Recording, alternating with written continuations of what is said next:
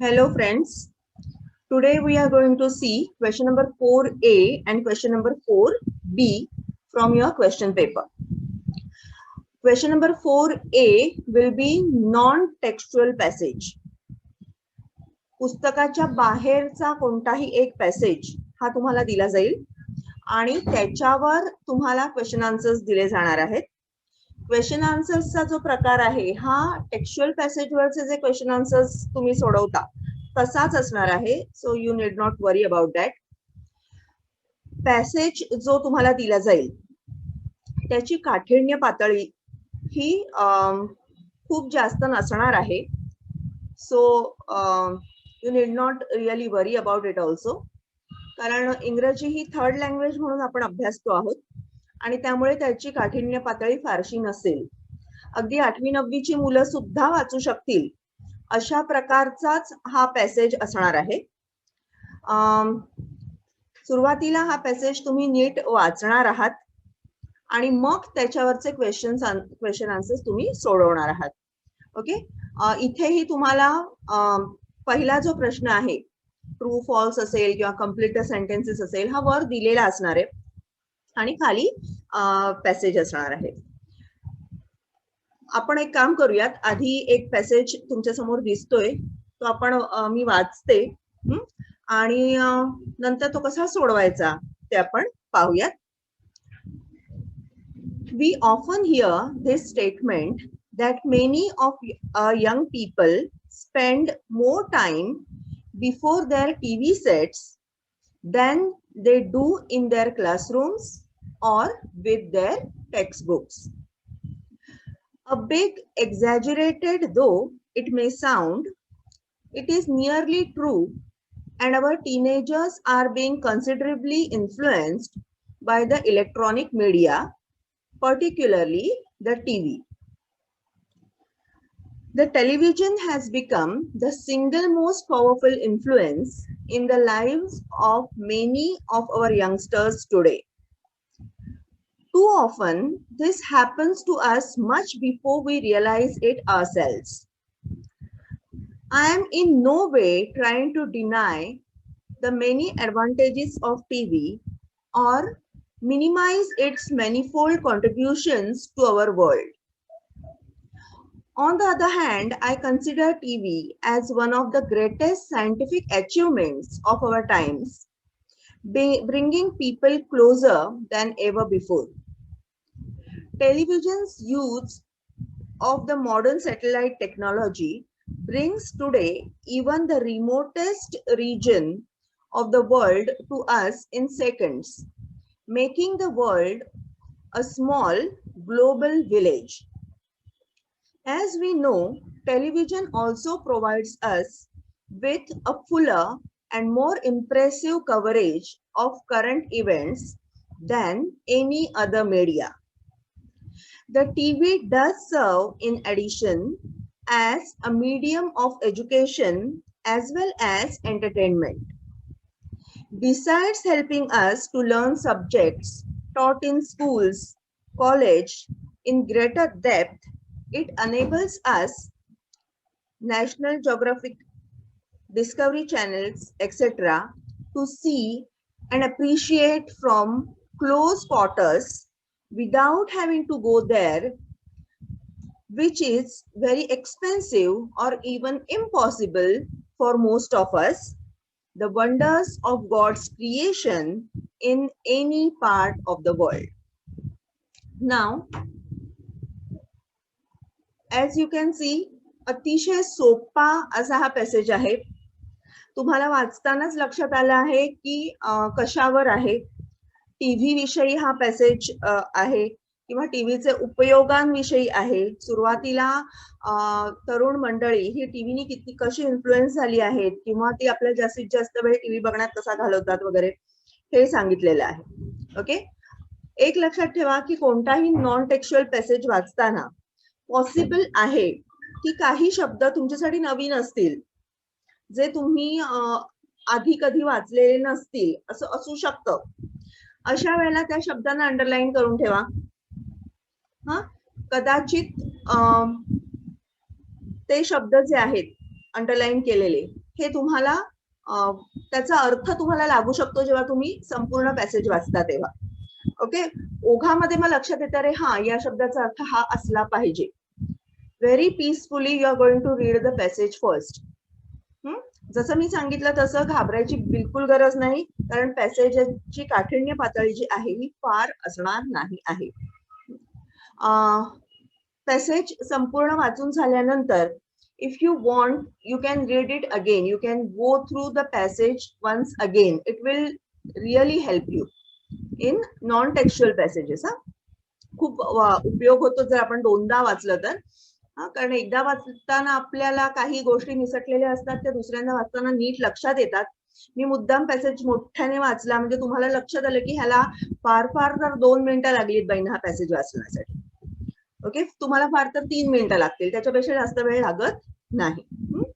तर पॅसेज वाचून झालाय, एकदा तुम्ही नीट वाचलात, दुसऱ्यांदा वाचलात मनातल्या मनात नीट, शब्द अंडरलाईन केलेत एखाद दुसरा जो तुम्हाला फारसा फेमिलियर नाहीये ते, त्यानंतर आपण क्वेश्चन्स कडे वळणार आहोत.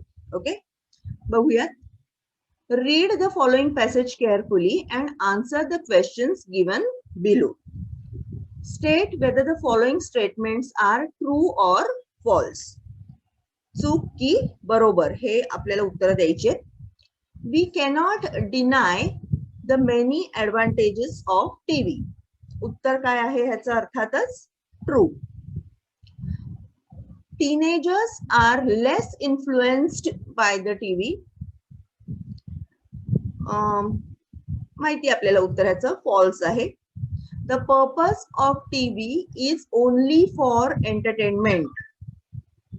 नीट वाचणार आहात वाक्य, कधी कधी ट्रिकी वाक्य विचारलेलं असू शकतं. The purpose of TV is only for entertainment. टीव्हीचा पर्पज, उद्देश हा फक्त एंटरटेनमेंट करणं, मनोरंजन करणं हाच आहे. तर अर्थातच त्याचं उत्तर आहे false. We can see the wonders of God's creation with the help of TV. शेवटच्या काही ओळींमध्ये तुम्हाला ह्याचं उत्तर सापडणार आहे जे ट्रू असंच आहे. ठीक आहे, तर अशा रीतीने ट्रू फॉल्स हे तुम्ही व्यवस्थित लिहायचं आहे. You need not write the whole sentence, you can just write number 1 true false जे काही असेल ते उत्तर, आकडा आणि उत्तर एवढंच लिहिणं अपेक्षित आहे. पूर्ण वाक्य लिहिण्याची गरज नाही, त्याच्यात वेळ घालवू नका. हे झाल्यानंतर आपण मग पुढच्या प्रश्नांकडे वळायचं आहे. Complete the web असं आहे. Complete the web with the help of the information given in the passage. Advantages of TV mentioned in the passage. टीव्हीचे फायदे जे या पॅसेज मध्ये त्यांनी सांगितलेले आहेत, असे टीव्हीचे फायदे तुम्ही लिहायचे आहेत. तुम्हाला 4 चौकटी आखून दिलेल्या दिसत आहेत. तुम्हीही तुमच्या पेपरमध्ये अशाच रीतीने वेब आखणार आहात. You will not spend more time in drawing. त्याला मार्क नाही आहेत. पटकन पेन्सिलनी हा वेब जो आहे हा तुम्ही आखून घ्यायचा आहे. आणि 4 त्याचे कोणतेही काय ऍडव्हान्टेजेस टीव्हीचे हे तुम्हाला लिहायचे आहेत. आता पूर्ण पॅसेज वाचल्यावर तुम्हाला नक्कीच 4 पेक्षा जास्त ऍडव्हान्टेजेस मिळणार आहेत, मिळू शकतात. पण त्यातले कोणतेही 4 सोपे निवडा आणि लिहा. जसं मी असं इथे लिहू शकते. पहिला, ब्रिंग्स पीपल क्लोजर, पहिला ऍडव्हान्टेज. दुसरा, medium of education and entertainment, दुसरं. तिसरं मी असं लिहू शकेन, help us to learn subjects in greater depth. त्यानंतर चौथा मी असं लिहू शकेन, provides us fuller coverage of current events. याच्या व्यतिरिक्तही तुम्ही काही ऍडव्हान्टेजेस असतील तर ते लिहू शकता. ठीक आहे, पुढचा A3, find out the synonyms of the following from the passage. समानार्थी शब्द पॅसेज मध्ये या शब्दासाठी आलेले सिनॉनिमल्स म्हणजे समानार्थी शब्द हे तुम्हाला पॅसेज मधलेच लिहायचे आहेत. एखादा समानार्थी शब्द तुम्हाला माहिती आहे म्हणून तो पटकन लिहून टाकायचा नाही. तो शब्द तिथे पॅसेज मध्ये आहे की नाही हे ह्याची खात्री करणं हे आवश्यक आहे. जसं पहिला शब्द आहे बघा, रिफ्यूज. रिफ्यूज म्हणजे नकार देणे. नकार देणे यासाठी पॅसेज मध्ये कुठला शब्द आला आहे, तर मी नीट पॅसेज वाचल्यावर माझ्या लक्षात आलं की त्याच्यामध्ये तो शब्द आहे डिनाय. DENY, डिनाय हा शब्द आहे. कॉस्टली, कॉस्टली साठी इथे शब्द आहे एक्सपेन्सिव्ह. त्यानंतर तिसरं आहे an activity designed to give pleasure. एखादी अशी ऍक्टिव्हिटी जी आनंद देण्यासाठी निर्माण केलेली आहे, डिझाईन केलेली आहे, तर तिथे शब्द आहे एंटरटेनमेंट. ऑफ मेनी टाइप्स, इथे शब्द आहे मॅनिफोल्ड. तर अशा रीतीने हे शब्द तुम्ही लिहू शकता. यासाठी तुमचं थोडंसं अवांतर इंग्रजीचं वाचन असणं आवश्यक आहे. शब्दांचा संग्रह जो आहे हा तुमचा जर जास्त असेल तर असे शब्द तुम्हाला पटकन शोधता येतील. जर हे शब्द शोधायला वेळ लागला, एखादा शब्द असं होऊ शकतं की ऑफ मेनी डिफरंट टाइप्स, मला कळतच नाहीये काय आहे काय आहे. अशा वेळेला मग काय करा, 3 शब्द समजा मिळाले आणि हा शब्द नाही मिळत आहे, तर तो शब्द राहू द्या. पुढचे प्रश्न सोडवायला सुरुवात करा. कदाचित तो शब्द तुम्हाला पुढचे प्रश्न सोडवताना मिळून जाईल, नाही तर सगळा पेपर संपल्यावर त्याच्याकडे या, पुन्हा एकदा पॅसेज वाचा आणि मग तो शब्द तुम्हाला नक्की सापडेल. ओके, पण खूप जास्त स्ट्रेस करू नका स्वतःला. कधी कधी कसं काय होतं की खूप टेन्शनमुळे आपल्याला समोर असलेला शब्द सुद्धा दिसत नाही. असं कदाचित होईल, नेहमीच होईल असं नाही. पण मग जेव्हा तुमचा संपूर्ण पेपर सोडवून झालेला असेल, वेळे तुमच्याकडे बऱ्यापैकी वेळ उरलेला असेल आणि मग तुम्ही परत या पॅसेजकडे आलात की तुम्हाला तो पटकन मिळून जातो. अरे हा काय इथेच होता, असं बरेचदा होतं. ओके, आणि तुम्हाला तो शब्द सापडेल. ओके, चला पुढे जाऊयात. A4, do as directed. Our teenagers are considerably influenced by electronic media. Change the voice करायचा आहे ह्याचा. तर हा चेंज द व्हॉइस आपल्याला कसा करता येईल? Electronic media is considerably electronic media considerably influenced our teenagers. Electronic media considerably influenced our teenagers. करून बघायचा परत व्हॉइस चेंज, की हे जर वाक्य दिलं तर त्याचा चेंज द व्हॉइस म्हणून हेच उत्तर येईल का? अगदी पटकन उलट करून बघितलं की आपल्याला उत्तर सापडतं आपल्यालाच. Television provides us with a fuller coverage of current events. Make it simple past tense. Okay, तर आता इथे टेन्स बदलताना आपल्याला क्रियापद पहिल्यांदा शोधलं पाहिजे. क्रियापद कुठलं आहे? प्रोव्हाइड. त्याला एस लागला आहे, त्यामुळे प्रोव्हाइड्स झालं आहे, which is making the sentence as present tense. या प्रोव्हाइड्स मुळे हे वाक्य प्रेझेंट टेन्स मध्ये आहे हे आपल्याला कळतंय. मग आता आपल्याला इथे सिंपल पास्ट टेन्स करायचंय, त्यामुळे प्रोव्हाइड्सचं काय करायचंय? प्रोव्हाइडेड. टेलिव्हिजन प्रोव्हाइडेड अस, आणि पुढचं वाक्य तसंच. तर अशा रीतीने हा अगदी सोपे ग्रॅमॅटिकल क्वेश्चन जे आहेत हे आपण करू शकतो. पुढे A5 पर्सनल रिस्पॉन्सचा क्वेश्चन आहे बघा. Do you agree with the statement that many of our young people spend more time with their TV set? Justify your answer. पहिल्यांदा त्यांनी येस नो टाईप प्रश्न दिलेला आहे आणि त्याच्यानंतर तुमचं जे काही उत्तर असेल येस किंवा नो, त्याला तुम्हाला जस्टिफाय करायचंय. म्हणजे हो तर का हो आणि नाही तर का नाही हे तुम्हाला सांगायचं आहे. सो पहिलं येस नो टाईप जे उत्तर आहे ते तुम्ही पूर्ण वाक्यात लिहिणं अपेक्षित आहे. नुसतं येस किंवा नो एवढंच उत्तर देऊन बाजूला व्हायचं नाहीये. तर आता समजा मला हो असं उत्तर द्यायचं असेल तर मी काय देईन? Yes, I agree with the statement that many of our young people spend more time with their television set. पूर्ण वाक्यात हे मी उत्तर दिलं. मोस्ट प्रॉब्ली इकडेच तुम्हाला 1 मार्क मिळून गेला. पुढे जस्टिफाय युअर आन्सर, 2 ते 3 वाक्यांमध्ये ही तुम्ही जस्टिफिकेशन द्यायचंय की तुम्ही असं का म्हटलं, येस असं का म्हटलं. तर त्याचं उत्तर तुम्ही तुमच्या शब्दात सोप्या भाषेत देऊ शकता. Like many of my friends watch TV daily for more than 3 hours. माझे बरेचसे मित्रमैत्रिणी हे दिवसातनं 3 तासांपेक्षा जास्त टीव्ही पाहतात. Then they hardly get any time to study. Even their concentration become less. Okay, तुम्ही काही लिहू शकता, म्हणजे पर्सनल रिस्पॉन्स असल्यामुळे देर इज नो रिस्ट्रिक्शन. जर तुम्हाला ह्याचं नकारार्थी उत्तर द्यायचं असेल तरी सुद्धा तुम्ही ते लिहू शकता, मात्र then you have to justify your answer की का तुम्ही नाही असं म्हणता आहात. जसं मी तुम्हाला नेहमी सांगते, पर्सनल रिस्पॉन्सचे जे क्वेश्चन्स आहेत दे शुड बी स्मॉल, म्हणजे स्मॉल सेंटेन्सेस करा आणि ग्रॅमॅटिकली करेक्ट ते असतील ह्याच्याकडे लक्ष द्या. त्यानंतर पुढचा जो प्रश्न आहे क्वेश्चन नंबर 4B, हा आहे समरी रायटिंग. पण मला वाटतं तो क्वेश्चन मी नंतर घेते. आपण आधी क्वेश्चन नंबर 4A पाहूयात आणि समरी रायटिंग कडे मग मी येणार आहे, तुम्हाला समरी रायटिंग पण सांगणार आहे. आता कसं असतं की हा जो उतारा दिलेला असणार आहे तुम्हाला, त्याच उतार्याचं तुम्हाला समरी रायटिंग पण करायचं असणार आहे. ओके, आणि त्यामुळे हा उतारा मी जेव्हा मगाशी सांगितलं की किमान दोनदा तुम्हाला वाचणं आवश्यक आहे, कारण त्याच उतार्याचं तुम्हाला पुन्हा खाली समरी लिहायची आहे स्वतःच्या शब्दात. Okay, hello.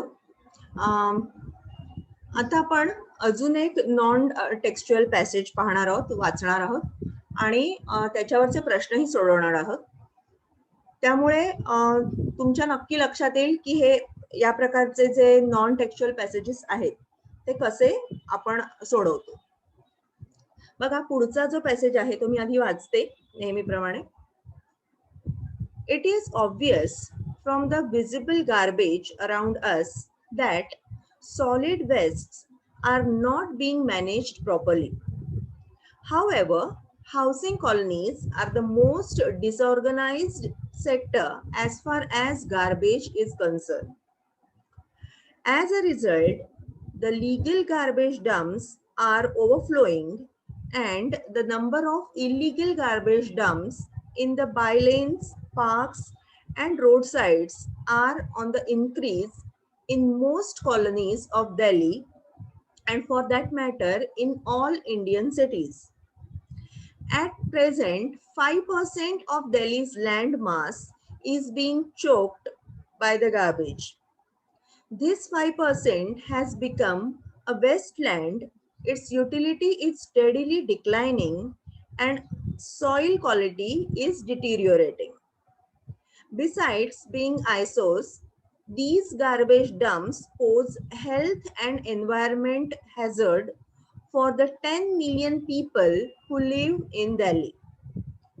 They are breeding grounds for the germs of infectious disease like plague, tuberculosis, dysentery, diarrhea, eye infections, and numerous skin ailments. Scientific management of garbage thus is one of the most important services that need to be regularized in all residential colonies.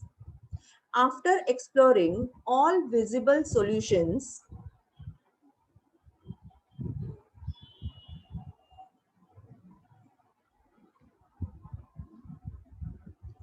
to this problem, I have successfully launched an indigenous scheme, Cleaning Brigade, in many colonies of Delhi. The cleaning brigades are managing solid waste for at least 25,000 Delhites. A year and a half back, the first cleaning brigade were launched during the Asiad. Since then, it has become constantly expanding.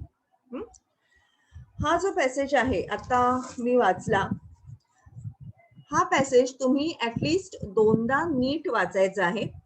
Passage वाचल्यावर तुमच्या नक्की लक्षात येणार आहे की हा passage कशावर आहे, कुठल्या विषय ह्या पॅसेज मध्ये मांडलेला आहे. आपल्याला समजतंय की सॉलिड वेस्ट, घन कचरा हा जो खूप मोठा प्रॉब्लेम देशाला भेडसावतो आहे त्याविषयी हा पॅसेज आहे. विशेषतः दिल्लीमध्ये त्याची काय अवस्था आहे, या प्रॉब्लेम कसा आहे दिल्लीमध्ये हे इथे दिलेलं आहे. दिल्लीची जवळजवळ 5% लँड जी आहे ही या घनकचऱ्याने व्यापलेली आहे आणि अर्थातच ती लँड जी आहे ती त्यामुळे खराब झालेली आहे. जिथे जिथे हा घनकचरा साठवला जातो तिथे तिथे कोणकोणत्या प्रकारचे रोग पसरत आहेत, कारण इन्फेक्शन्स होत आहेत मोठ्या प्रमाणावर, ते सांगितलेलं आहे. आणि शेवटी ह्याच्यावरचा उपाय जो आता त्यांनी सुरू केला आहे त्याच्याबद्दल थोडीफार माहिती जी आहे ही सांगितलेली आहे. तर साधारण तुम्हाला पॅसेज वाचल्यानंतर तो कशाबद्दल आहे हे समजलेलं आहे.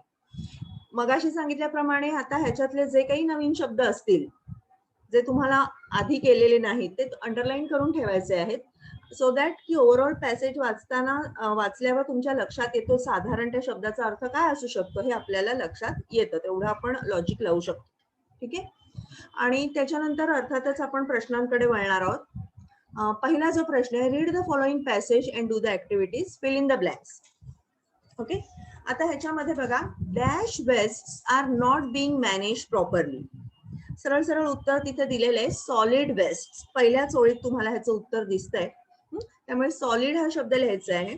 इथे मात्र तुम्हाला वाक्य पूर्ण लिहिणं आवश्यक आहे. नुसती गाळलेले शब्द लिहायचे नाही, तर संपूर्ण वाक्य लिहायचं आहे आणि जो शब्द तुम्ही भरणार आहात त्याच्या खाली छान अंडरलाईन करायचे आहे.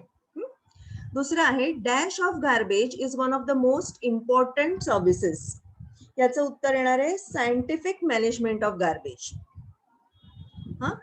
याच शेवटून दुसऱ्या ओळीत तुम्हाला दिसतंय बघा ह्याचं उत्तर, scientific management of garbage. At present dash of Delhi's land mass is being choked by the garbage. त्याचं उत्तर आहे 5%. Dash are managing solid waste for at least 25,000 Delhiites. The cleaning brigade. शेवटच्या पॅसेजमध्ये, शेवटच्या परिच्छेदामध्ये ह्याचं उत्तर तुम्हाला सापडणार आहे, द क्लिनिंग ब्रिगेड्स. ओके. तर अशा रीतीने हा अतिशय सोप्या रीतीने तुम्हाला हा पहिला भाग जो आहे प्रश्नाचा हा सोडवता येईल. त्यानंतर A2 बघा, इफेक्ट ऑफ गार्बेज. गार्बेजचे परिणाम काय आहेत. तर त्याच्यासाठी त्यांनी आपल्याला वेब दिलेला आहे आणि तो वेब आपण कम्प्लीट करायचा आहे. आता जे इफेक्ट गार्बेजचे या पॅसेजमध्ये त्यांनी दिलेले आहेत परिणाम, तेच आपण लिहिणं हे अपेक्षित आहे. आता हे इफेक्ट्स ऑफ गार्बेज कुठले येऊ शकतील, बरेच आहेत, म्हणजे पूर्ण पॅरेग्राफ मध्ये त्यांनी तेच दिलेले आहेत. त्यातले तुम्ही निवडा सोपे जे तुम्हाला वाटतील ते आणि तुम्ही लिहू शकता. की सपोज असं लिहा, स्प्रेड इन्फेशियस डिसीजेस. पहिलं येईल स्प्रेड इन्फेशियस डिसीजेस. दुसरा हेल्थ अँड एन्व्हायरमेंटल हॅझर्ड. तिसरा ब्रीडिंग ग्राउंड ऑफ जर्म्स किंवा breeding ground for germs, of नको, ब्रीडिंग ग्राउंड फॉर जर्म्स. आणि लीगल गार्बेज डम्प्स आर ओव्हरफ्लोईंग. जे मला सापडले ते चार मी लिहिले.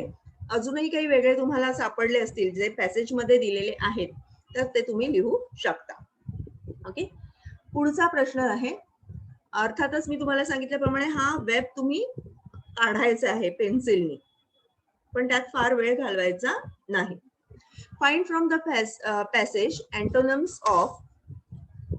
विरुद्धार्थी शब्द लिहायचे तुम्हाला आणि हे पॅसेज मध्येच असलेले लिहिणं आवश्यक आहे. मला येत आहेत म्हणून मी पटकन लिहून टाकले असं नाही. कदाचित असं असू शकतं की तुम्हाला जो शब्द येतो आहे तो त्याचा विरुद्धार्थी शब्द आहे पण तो पॅसेज मधला नाही, पॅसेज मध्ये आणि काहीतरी वेगळाच विरुद्धार्थी शब्द ह्याच्यासाठी वापरलेला आहे. सो पटकन जेव्हा असं असेल तेव्हा बघा, चेक करा की तो शब्द जो तुम्हाला येतो आहे तो पॅसेज मध्ये पण आहे ना. एक नजर फिरवली की पटकन तुम्हाला हे मिळू शकतं, तो शब्द सापडू शकतो. इनविजिबल विरुद्धार्थी शब्द आहे विजिबल. प्रॉब्लेम्स विरुद्धार्थी शब्द सोल्युशन्स जो आहे पॅसेज मध्ये. लीगल इल्लीगल, इन्क्लाइनिंग डिक्लाइनिंग, असे हे शब्द आहेत. हे झाल्यानंतर खाली दिले आपल्याला do as directed. These garbage dumps pose health and environmental hazard write the sentences using as well as. अतिशय सोप्या रीतीने आपण हे लिहू शकतोय. These garbage dumps pose health as well as environmental hazard. दुसरा, the first cleaning brigade was launched during Asiad. आता इथे frame a question to get the underline part as an answer.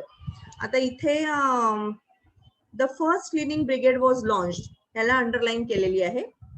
So आपण त्याच्यावर प्रश्न म्हणजे हा भाग उत्तर येईल अशा रीतीने प्रश्न फ्रेम करू शकतो की what was launch during the Asiad आणि क्वेश्चन मार्क. तुम्हाला सहज त्याचा 1 मार्क मिळू शकतो. ग्रॅमॅटिकल क्वेश्चन्स कुठले येतील हे आपण सांगू शकत नाही, पण आतापर्यंत 9वी पर्यंत तुम्हाला जे काही ग्रामर झालेलं आहे त्याच्यावरचेच हे ग्रॅमॅटिकल क्वेश्चन्स असणार आहेत. ठीक आहे. पुढे suggest any 4 solutions for overcoming the problem of garbage. ह्या गार्बेजच्या प्रॉब्लेमला ओव्हरकम करण्यासाठी 4 सोल्युशन्स तुम्हाला लिहायचे आहेत. आता हे जे सोल्युशन्स आहेत हे तुम्ही तुमच्या मनाने लिहायचे. ओके. सो कुठलेही सोल्युशन्स तुम्ही लिहू शकता आणि त्यांनी 4 विचारले आहेत.